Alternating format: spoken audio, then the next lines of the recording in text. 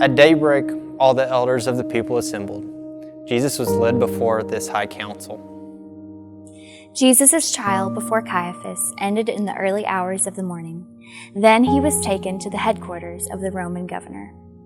Pilate sent him to Herod Antipas because Galilee was under Herod's jurisdiction. Herod happened to be in Jerusalem at the time.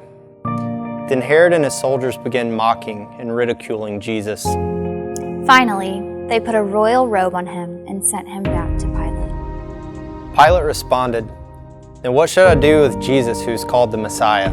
They shouted back, "Crucify him!" "Why?" Pilate demanded. "What crime has he committed?" But the mob roared even louder, "Crucify him!"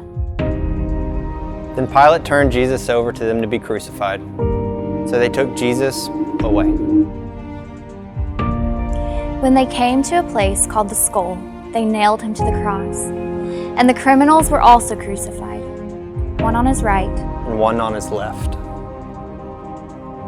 Jesus said, "Father, forgive them, for they do not know what they are doing." A sign was fastened above him with these words, "This is the King of the Jews." One of the criminals said, "Jesus, remember me when you come into your kingdom." And Jesus replied, "I assure you, today you will be with me in paradise." At noon, darkness fell across the whole land until 3 o'clock. At that time, Jesus called out with a loud voice, my God, why have you abandoned me?" Jesus knew that his mission was now finished, and to fulfill Scripture, he said, "I am thirsty." A jar of sour wine was sitting there, so they soaked a sponge in it, put it on a hyssop branch, and held it up to his lips.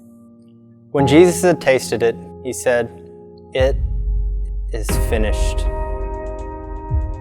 Then Jesus shouted, "Father, I entrust my spirit into your hands." And with those words, he breathed his last. But very early on Sunday morning, the women went to the tomb, taking the spices they had prepared. They found that the stone had been rolled away from the entrance, so they went in, but they didn't find the body of the Lord Jesus. As they stood there puzzled, two men suddenly appeared to them, clothed in dazzling robes. The women were terrified and bowed with their faces to the ground. Then the men asked, "Why are you looking among the dead for someone who is alive? He isn't here. He is risen from the dead.